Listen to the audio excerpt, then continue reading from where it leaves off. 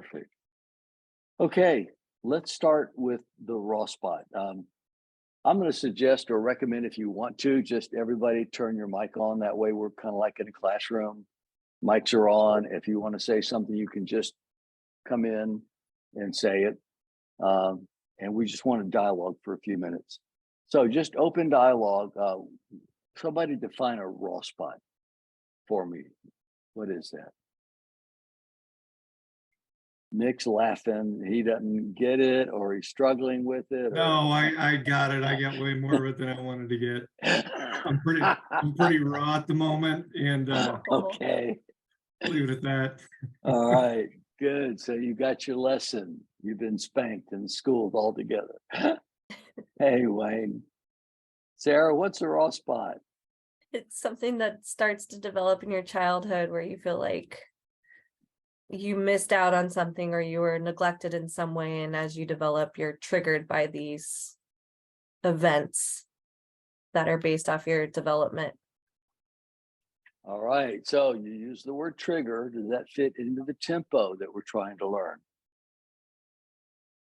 Okay. So Esther, when you feel triggered in a raw spot, how fast does that happen for you? Is it like, or? Oh, it's pretty immediate. Yeah. Yeah. Mm-hmm. I thought so. Pretty immediate. It's just like, I'm triggered. I'm gonna let you know. Yep. Mm-hmm. Here it is. Like it or not. Beautiful. Beautiful. All right. Garrett, tell me about your raw spot. How fast does it get triggered and acknowledged by your wife? It gets triggered pretty fast. As far as acknowledgement goes, I have to kind of pursue it a little bit, I think. Okay, you got to make sure that she knows you're triggered. Yeah. That's not your problem, Master. He knows you're triggered. He knows immediately that I'm triggered. All right. Wayne, we're just doing an open mic, Wayne. Wayne, you and Lou, when you get triggered, how quick does Lou realize that Wayne's triggered? I think she knows I'm triggered, but it's kind of a slow burn. But because of how she reads me, she can tell something's up. I may not, the affect might not be immediate, but she can tell. I'll withdraw, and she'll know that, okay, someone didn't push their chair in or whatever, Yeah, she sees the smoke. Yeah.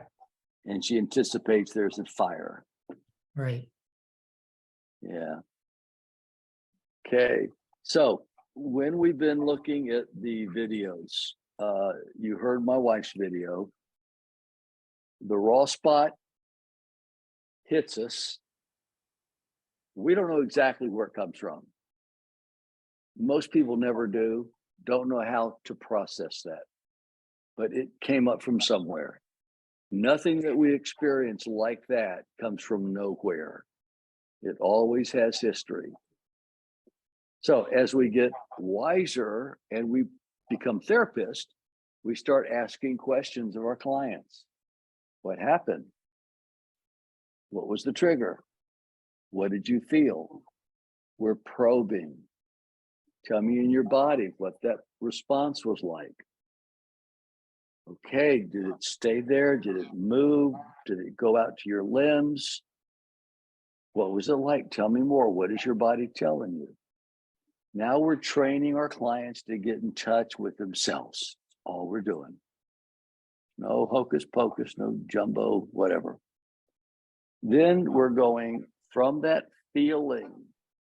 What do you think is the prominent, obvious emotional response that your wife or husband is sensing from you?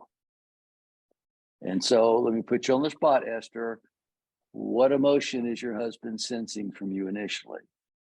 Rage. Yeah. Garrett, what is your wife feeling from you initially? Distance. Nick, what is your wife going to traditionally sense from you? First of all, aggression and defensiveness. Wayne, what's Lou going to feel initially when she probes?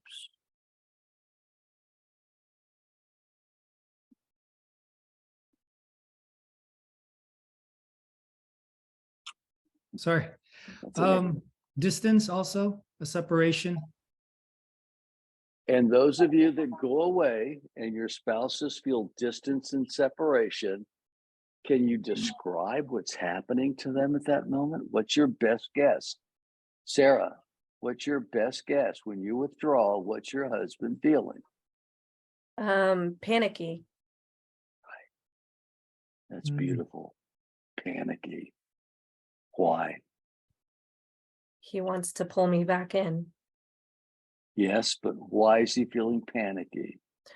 Oh, he's afraid that I'm gonna disappear. Fear of abandonment. Guys, that's just a primary fear that we all have. And I believe it's God-given, because if God didn't give us that feeling, mothers wouldn't protect their kids. Literally, moms could forget, oh, where did I put my keys? I think they're right next to the baby. Where did I put that baby? I came into the house, I opened the door, I put the baby down, I can't, oh, the baby's outside on the patio. Man, you throw a mom like that in jail. We don't do that. Our fear response and protectiveness won't let us do that. And in the same way, when our spouse, our primary attachment figure, is leaving us, we're so afraid, we get panicky. I love that you use that word, Sarah, panicky. And now we're doing all kinds of weird stuff. Hey, come back, don't do that. Why are you leaving? I don't like you. You shouldn't do that. I knew I shouldn't have married you. And now all kinds of attacks are coming out. None of it's true. It's just our weak attempt to reconnect. It's our poor attempt. And that's what we're trying to learn through EFT, balanced with a biblical perspective, because EFT without the Bible is just stuff. But with the Bible, it becomes a reconciliation approach between couples and loved ones. That's different. That's why we've got to do the mending broken relationship stuff with the EFT, and you've got to make those connections. Okay. So Dr. Steele, that yeah. fear is innate in all of us. Yeah. Yeah. It's got to be, Wayne, and it's innate in animals as well. The most mammals all feel this. That's why a mama bear, when her baby cubs are in danger, don't get between a mama bear and her cubs. Mhm. Yeah. Again, if it wasn't instilled in us, in our DNA, and nature and nurture, that's why we use those two words together. It's not DNA, it's our nature. It's not chemical. Now, chemical works with the brain, and the brain works with the muscles and the flight response and the amygdala, and all that works together, and the limbic system kicks in and the fear begins to progress. But it's got to be, because all over the world, we see it in everybody. This is the same response between couples all over the world. Culture shapes it differently. Beautiful question, Wayne. So my wife did the video on raw spots. You did the raw spot questionnaire, where you have access to that. I added a video on me going a little deeper into the demon dialogue. So if you get a chance to watch that, I hope that makes a little bit more sense, that we do become the pursuer or the withdrawer in one or more of the demon dialogues on occasion, based on what's happening. It's not static. Is that the word static? Static would be standing still or moving. Help me out. No, the video was helpful because I thought it was linearly progressive, that you start. No. Yeah. Right. So the video was really helpful. Beautiful. Beautiful. Yeah, as I was reading the responses, I'm going, there's a consistent misdiagnosis or misunderstanding here. And so I wanted to add that. So thanks for that clarification, because I did it like 4 times. I actually had to change shirts. I'm wearing the shirt I wore in the video because I didn't like what I was wearing. That's me. That's my view of self. I'm guilty. I care about what people think about me. So we also have the video on a example of an EFT session that is a role play. And so some of you are saying, Pastor Bill or Dr. Hill, we need more examples of what this looks like, because we did a lot of that in CBT, those of you who were with me. So I'm trying to integrate more videos. And then the discussion question is on raw spots. Aldi, you can nail this. Everyone's doing beautifully, but make sure you respond to 2 people, because there's 5 points for your response and 2 points, 1 for each of the responses to classmates. And then you have conversation number 2 that's due Sunday on the raw spots. Again, please cite at least 2 to 3 references from the book. Don't do end notes. You don't need to unless you want to. Just put a parenthesis, Johnson, comma, Page, whatever. That's all I need for this. But my concern is that you're not you guys are super interested, that some of the students are not just hearing the videos and assuming the books about what the videos have already taught. So I'm not seeing a clear integration with some people that they really understood the book. It looks like they did more of the videos for my wife. So I want to make sure you guys are doing both. So citations, I am looking at grammar, syntax. I'm trying to do a little bit more of that. You guys are master's level. So, you know, punctuation, spelling, all that can get pretty important. Any questions though on the grading or what I'm saying in my grading or what you're expected to do for these conversations in the reports? Any questions on any of that? Everyone's good? Okay, beautiful. So I want to do some role play or help continue to move you through the tip. And I want to talk about what's going to be expected for the midterm, because that's going to come up in about a month. So any questions on the raw spots before we transition into that? Oh, good. Okay. You should be looking to find preferably a couple that you can use for the midterm and the final. I strongly recommend a couple. You can do a single for the midterm, but the final has got to be a couple. You're going to be doing the video and the critique evaluation. And the critique evaluation is pretty clear. Use headings. Just like I've asked you to use headings for the critiques. Some are doing that, just bold the 5 parts of this week's critique. It was beautiful. Some I had to go back, it wasn't clear. I had to look for it. Some left off 1 or 2, but use the headings. Let me know what you're talking about in each area. And yeah, do citations. And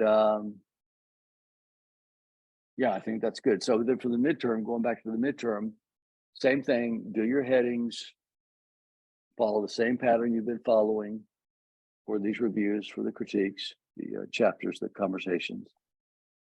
And look carefully, and I'll be looking over it again to make sure I can emphasize what we're looking for in the critique evaluation. So you're going to get your couple, hopefully a couple. If it's a single, that's okay.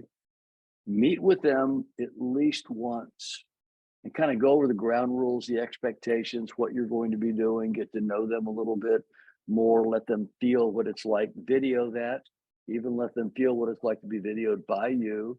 And then you can go back and review it for your own benefit, make sure it's set up right, do it on a view with Zoom so both of you are up there at the same time, a gallery. Don't do it on speaker view, because that's so crazy. One pops in, they're talking, then they're gone, the other pops in. I want to see you. I want to see how you're reacting as your clients are talking to you. I want to see, are you looking at them? What are you doing? Are you present? Are you attuned? So the video needs to be Zoom, even if you're in the same room, unless you've got the ability to set up a camera so I can see all of you. And that's not all that easy.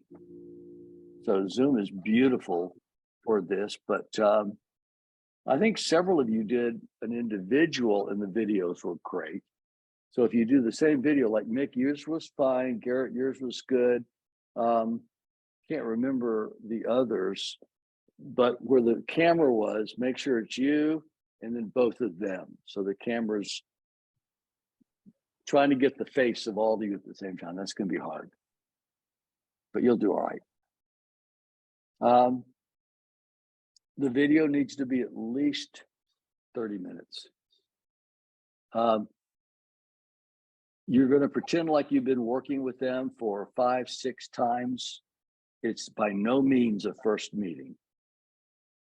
And you already will have talked through with them, so you have a general idea who's the withdrawer or who's the pursuer, because most likely that's going to be the scenario. It's going to be the protest poker, most likely.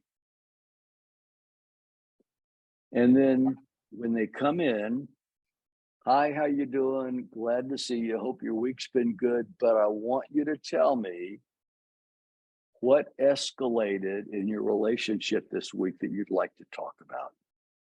Jump right in there. You don't need to beat around the bush or anything else, and let them know you're going to go right there. That's what I do. I just got through with the session. Hey, tell me, how did the week go? What escalated, or what do you want to talk about? That's all you got to do. Let them start talking, and then you've got to figure out, who am I going to start talking with first? Because in stage 1, it needs to be 50-50. Stage 1 is steps 1, 2, 3, and 4. You're trying to identify the negative cycle, get to the TEMP, see if they can understand their unacknowledged attachment needs, and if they can begin to express them to their spouse in ways they can be heard. That's all stage 1, steps 1, 2, 3, and 4. And you're going to find one and pick that one and start developing the story. So he came home late and you had dinner on the table.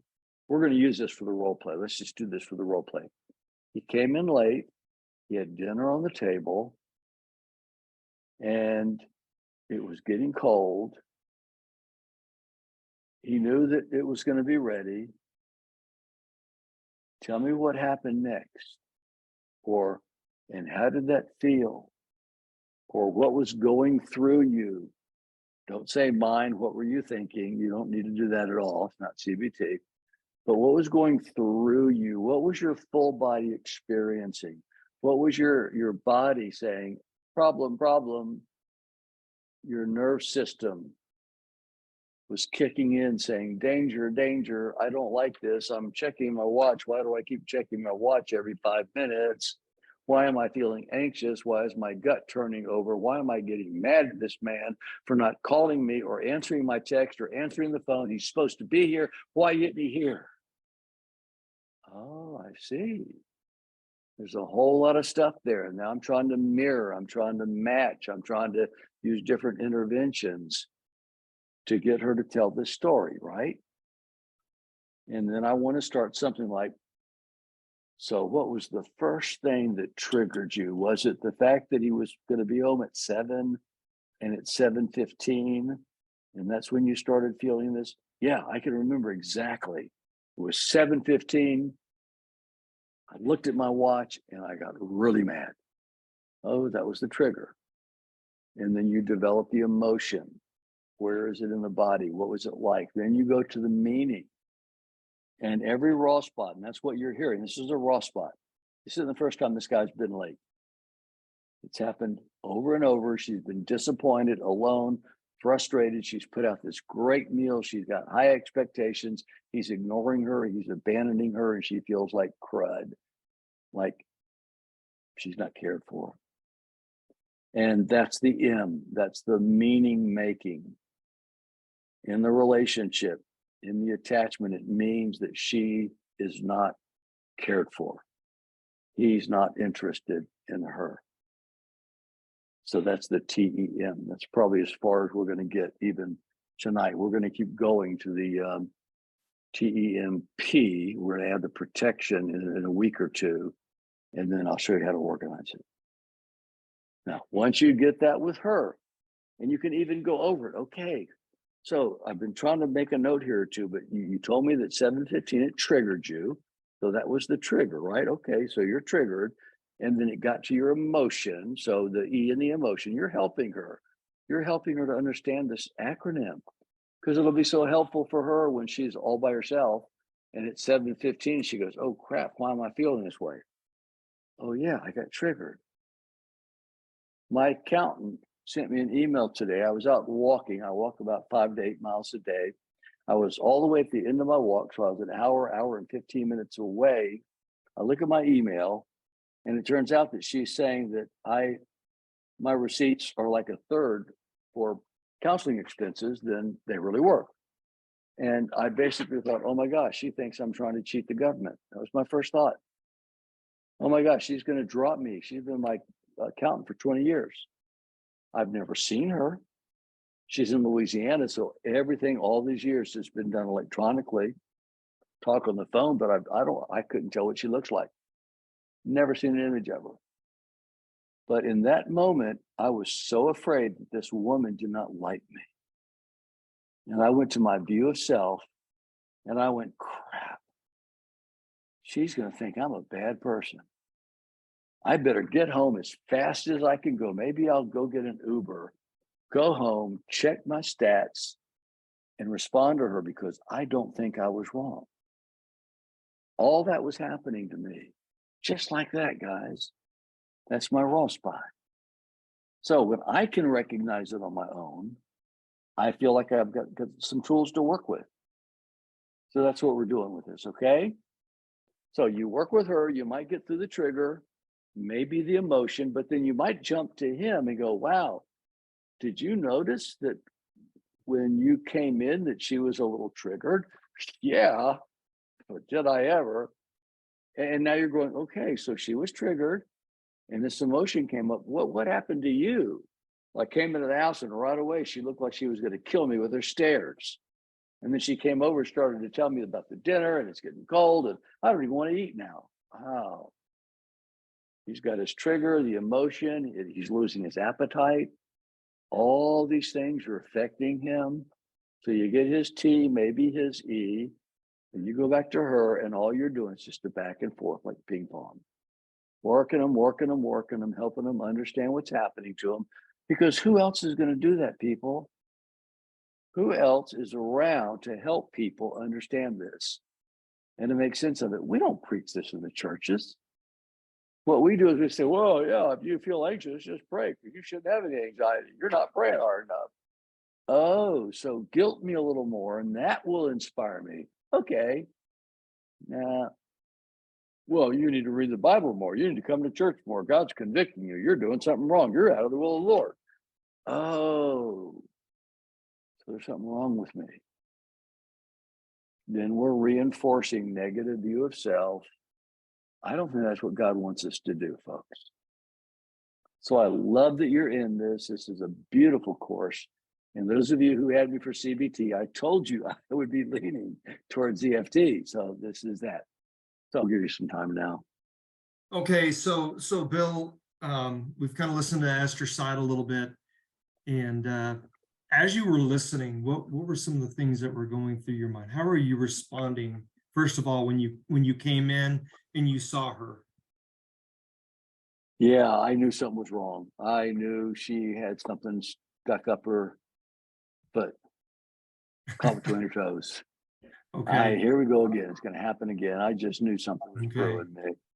Okay, so you've seen this before. Here we go again. What when that happens, when you see that physically, what's kind of taking place in your body at that moment?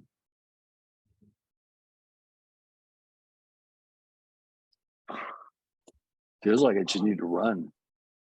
Okay. Yeah, I just want to run.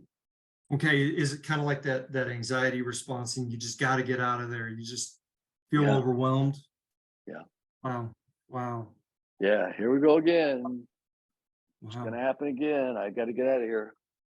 Okay. Just that need to get away. Wow. So Yep. typically, how do you, this is probably context too. So what did you do with that feeling? I shoved it down like I always do. Okay. Okay. Tell me a little more about that. Shoving it down. Describe that to me. Yeah, that's a good question, Mick.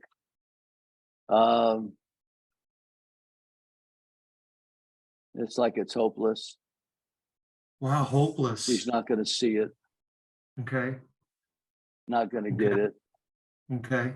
not going to understand it. Okay. So you've been there before. You've tried it. You really don't have a defense for this. You don't have an explanation. Almost just feel like running or just throwing up your hands. Yeah. Yeah. Yeah. Why am I even here? This relationship's a dead end. It only gets worse. Yeah. Those are powerful feelings. Very, very powerful. Esther, can I ask you real quick, is you hear Bill kind of describing this process he goes through when he walks into the room and sees you at the table, either Esther King or Esther Kwan, either one, you're both queens. What's your response? I know you've been waiting. I know the anxiety, you described it, but now you're hearing what his response is. What are you hearing? What's going through you right now?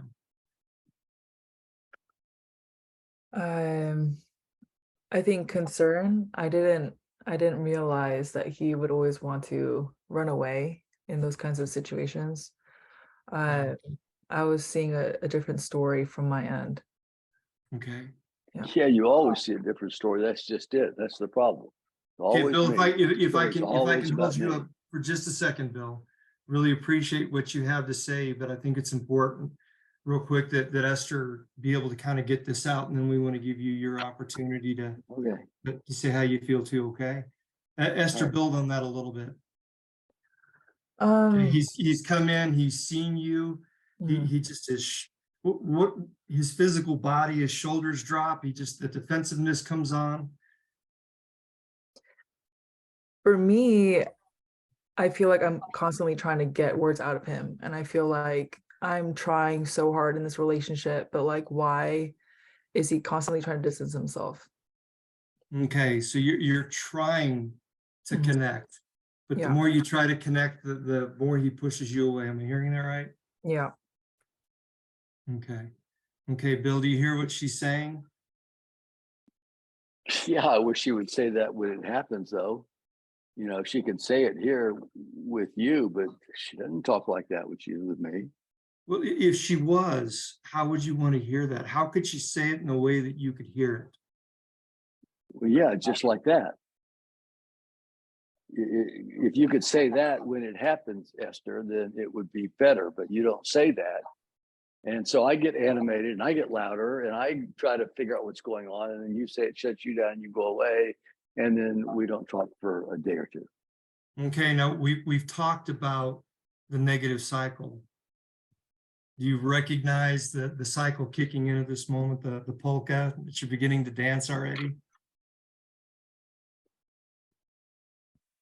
Yeah, I don't think I'm a pursuer, but when I get caught and I get trapped and I don't know what to do, I get desperate and then I do come out.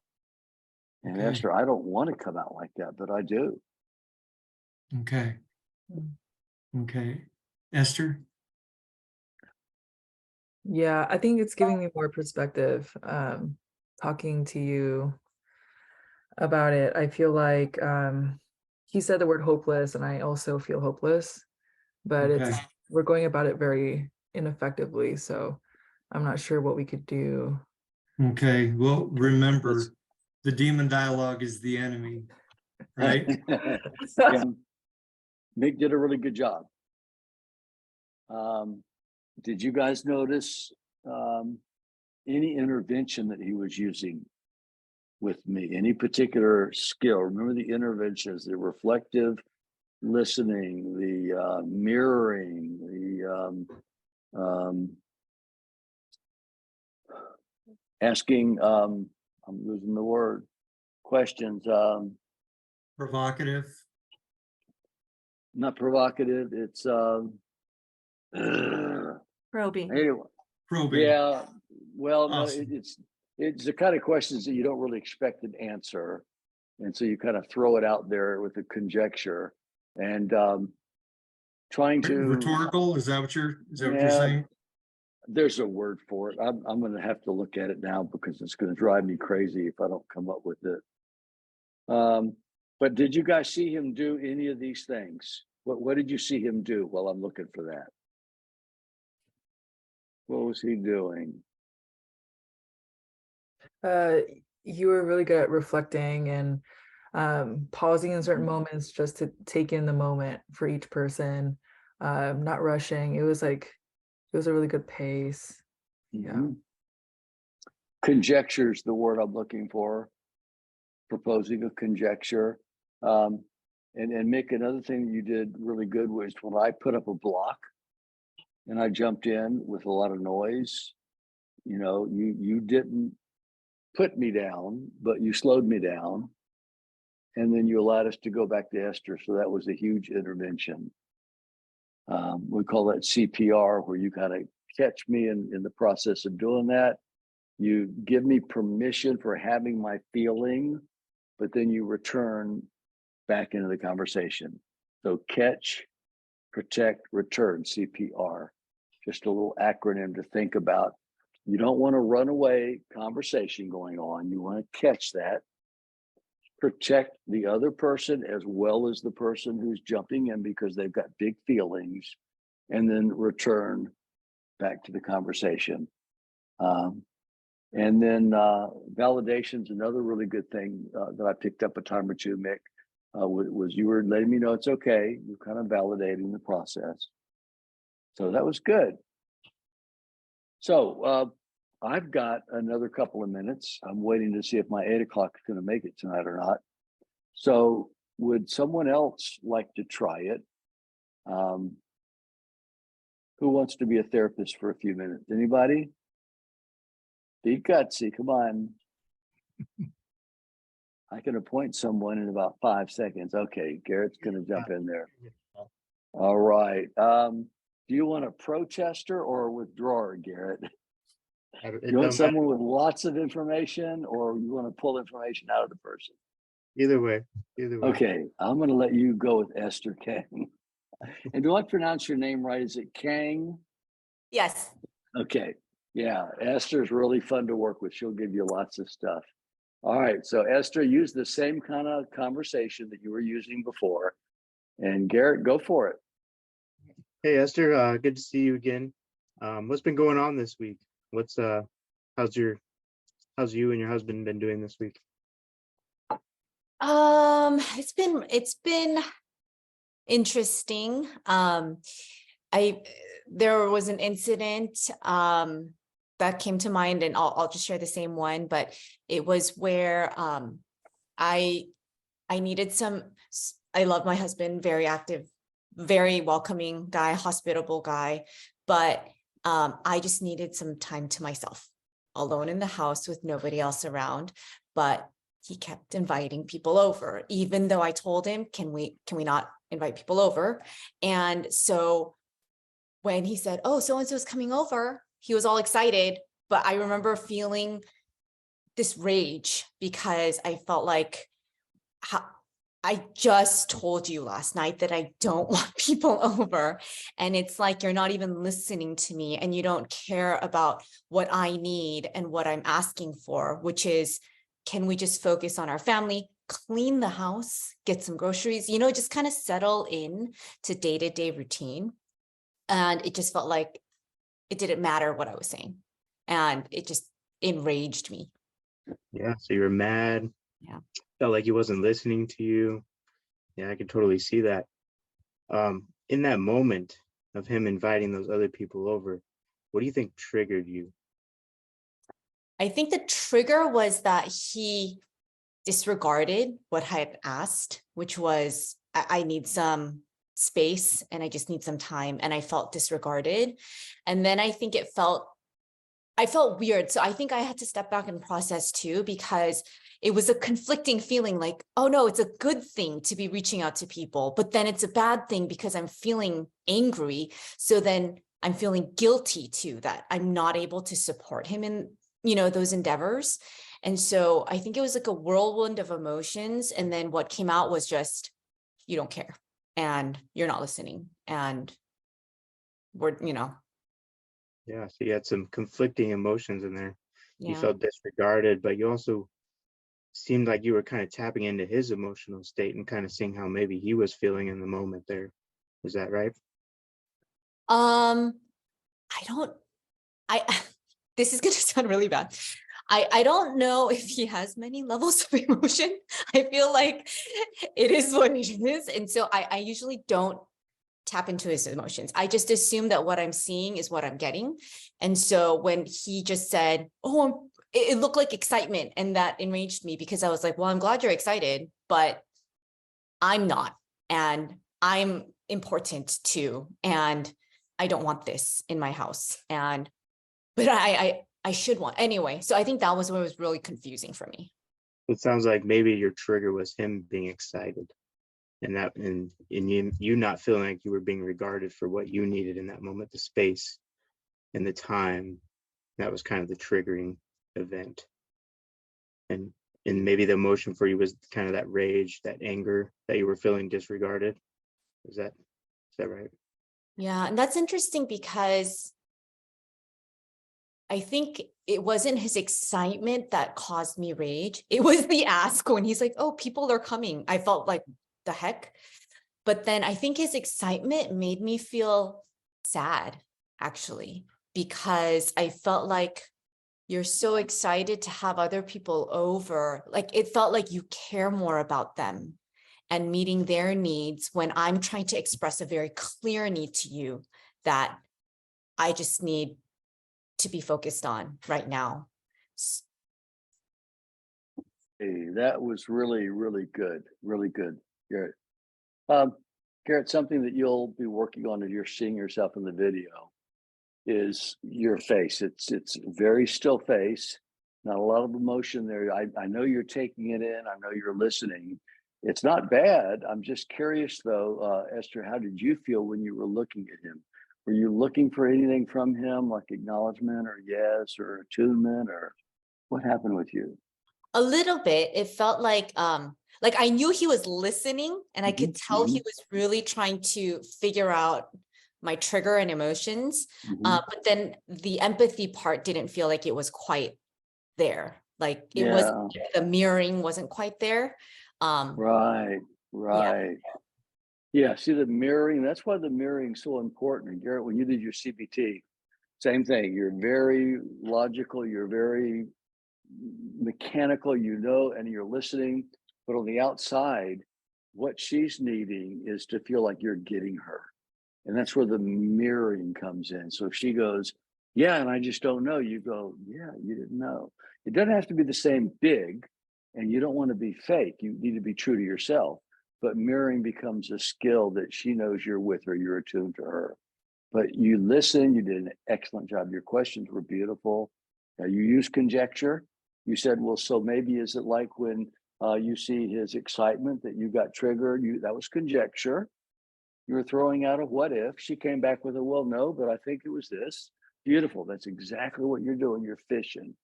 Do I use this lure or this lure? Do I throw the fish rod, the lure here or there? So how else did that feel for you, Esther? It felt interesting because I think in the back of my mind, there was so much pressure, like thinking about the midterm. This is going to be a side note because I felt like, oh my God, what if I don't get the trigger? And what if I get the completely wrong emotion? But I appreciated what Garrett did, what you just mentioned, Dr. Steele, because yeah, he was fishing and it wasn't quite right. Like I didn't think the trigger was my husband's excitement, but it still led me to process at a different level. So I love that he is fishing and he may get it wrong, but then it actually still makes me speak about emotions and what it is. So when we do conjecture like that, we don't want to do, and I'm guilty. I've done this so many times. I think I'm so smart, and I'm really not that smart. But I go, wow, yeah, I bet you really got triggered because he did that. And she'll go, well, no, not really. That's not a good conjecture. The conjecture would be, wow, what was that like when he responded that way? Did you feel maybe something? See what I'm going? So leave your doors open. Don't nail yourself down. Don't get caught in a corner. Keep letting her talk, and then try to follow her into her negative cycle. And he's watching this because he would be there with her. And then you move to him. And in a few minutes between the two of you, you'll help them know exactly what happened when he got excited about people coming over and she wasn't. And they'll look at each other and go, how did you know that? And you'll go, oh, I just was wondering, you know. But you've fished in their pond long enough, and you know how to catch what you're fishing for. So you guys did great. I'm sorry about the mix up with the rooms. We'll get it better. That's my view of self. That's my issue. I've got to sleep with that tonight. But that was my failure. Have a great week. And I will look forward to grading your assignments. And some of you will read my critique and you'll go, why does he have time to tell me all this stuff that I really don't want to know? Others will go, wow, this is really good. So however you like it, it's what it is. So I'll see you guys next week. Okay. All right. Thank you. Thank Ciao. you. Bye. Hey, everyone.